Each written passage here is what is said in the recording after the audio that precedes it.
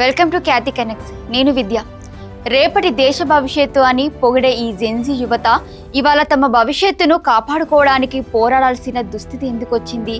రాత్రనక పగలనక సంవత్సరాల తరబడి కష్టపడి చదివిన పేద మధ్యతరగతి విద్యార్థుల శ్రమను పేపర్ లీకేజీల మాఫియా కొల్లగొడుతుంటే ప్రభుత్వం ఏం చేస్తుంది?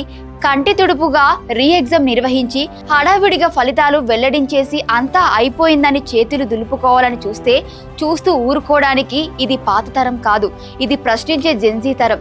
లక్షలాది మంది విద్యార్థుల భవిష్యత్తుపై తక్షణమే చర్చించాలని నిరసనకారులు విపక్షాలు డిమాండ్ చేస్తే చర్చను పక్కదారి పట్టిస్తూ ప్రజాస్వామ్యబద్ధంగా ఆందోళన చేస్తున్న విద్యార్థుల గొంతు నొక్కడానికి ప్రయత్నించడం ఎంతవరకు సమంజసమం అనేది ఇవాల్టి పాయింట్ ఆఫ్ వ్యూలో చూద్దాం.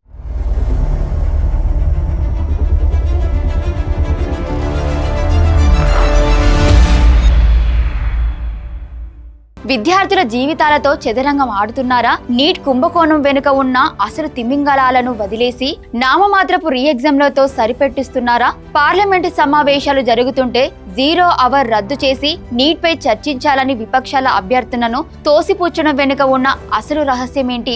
పార్లమెంటు వైపు అడుగులు వేసిన జెన్జీ యువత ఆందోళనను భద్రత ముసుగులో అణిచివేయాలని చూడటం ప్రభుత్వ భయానికి నిదర్శనం కాదా? అహర్నిశలు శ్రమించిన విద్యార్థులకు న్యాయం జరిగే వరకు తగ్గేదే లేదంటున్న జెన్జీ తిరుగుబాటు ఎటుదారి తీస్తుందనేది చూద్దాం. దేశంలో ప్రొఫెషనల్ కోర్సుల కోసం ముఖ్యంగా డాక్టర్ కావాలనే లక్ష్యంతో లక్షలాది మంది యువత ప్రతిరోజు పడే తపన వర్ణనాతీతం. రోజుకు 14 నుంచి 16 గంటలు కష్టపడి చదివే పేద మధ్యతరగతి విద్యార్థుల కలలను, వారి భవిష్యత్తును నీట్ పేపర్ లీకేజీలు, మాల్ ప్రాక్టీస్ వ్యవహారాలను తీవ్రంగా దెబ్బతీశాయి. వివాదం ముదిరి పాకన పడటంతో ప్రభుత్వం రీ ఎగ్జామ్ నిర్వహించామని, ఫలితాలు కూడా ఇచ్చామని చెప్పుకుంటోంది. కానీ ఇది నిజంగా విద్యార్థులకు న్యాయం చేయడమా, లేక వ్యవస్థగత వైఫల్యాన్ని కప్పిపుచ్చుకునేందుకు వేసిన కంటి తుడుపు చర్య మాత్రమేనా? కేవలం గ్రేస్ మార్కులు వచ్చిన కొద్ది మంది విద్యార్థులకు మాత్రమే పరీక్ష నిర్వహించి లీకేజీల వల్ల నష్టపోయిన వేలాది మంది ప్రతిభావంతులైన విద్యార్థుల ఆవేదనను పట్టించుకోలేదు. సమగ్రమైన విచారణ జరపకుండా, లీకేజీల వెనుక ఉన్న అసలు మాఫియాను పట్టుకోకుండా ఫలితాలను వేగంగా విడుదల చేయడం ద్వారా కేసులు క్లోజ్ చేయాలనే తాపత్రయమే ప్రభుత్వంలో కనిపించిందనే విమర్శలు వ్యక్తమవుతున్నాయి.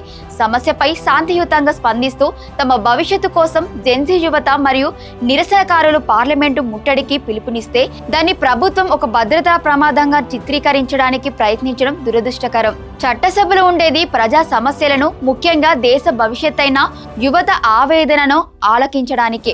అభ్యర్థులు, విద్యార్థులు పార్లమెంటు వద్దకు వచ్చి తమ నిరసనను తెలియజేయాలని చూస్తే వారిని అడ్డుకుని అదుపులోకి తీసుకోవడం ప్రభుత్వం యొక్క పిరికితనాన్ని సూచిస్తోంది. ప్రజాస్వామ్యంలో ప్రజా ఉద్యమాలను అణిచివేయడానికి శాంతి భద్రతలు అనే నిపంతో పోలీసులు లాఠీ చార్జీలు చేయడం లేదా అరెస్టులు చేయడం పరిష్కారం కాదు. యువత లేవనెత్తుతున్న న్యాయమైన ప్రశ్నలకు ప్రభుత్వం సమాధానం చెప్పాల్సిందే. నీట్ పరీక్షలు జరిగిన అక్రమాలపై దేశ అత్యున్నత చట్టసభ అయిన పార్లమెంటులో చర్చ జరగాలని విపక్షాలు, విద్యార్థి సంఘాలు డిమాండ్ చేశాయి. సాధారణ కార్యకలాపాలను 0 అవర్ను సైతం నిలిపివేసి అత్యవసర అంశంగా నీటిపై తక్షణమే చర్య చేపట్టాలని కోరడంలో తప్పేముంది? రూల్స్ అండ్ రెగ్యులేషన్స్ పేరిట చర్చను వాయిదా వేయడం అంటే దేశంలో లక్షలాది మంది విద్యార్థులు ఎదుర్కొంటున్న మానసిక ఆందోళనను తక్కువ చేసి చూపించడమే.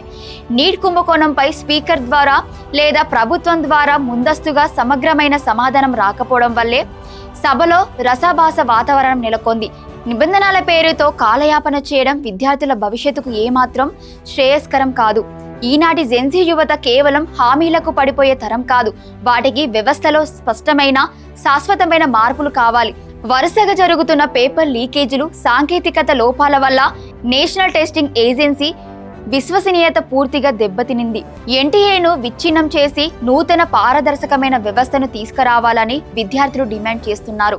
లీకేజీలకు పాల్పడే నేరస్తులపై, మాఫియాపై కేవలం మాటలో కాకుండా వారిని కఠినంగా శిక్షించేలా చర్యలు తీసుకోవడంలో ప్రభుత్వం ఎందుకు వెనుకంజ వేస్తుందో సమాధానం చెప్పాలి.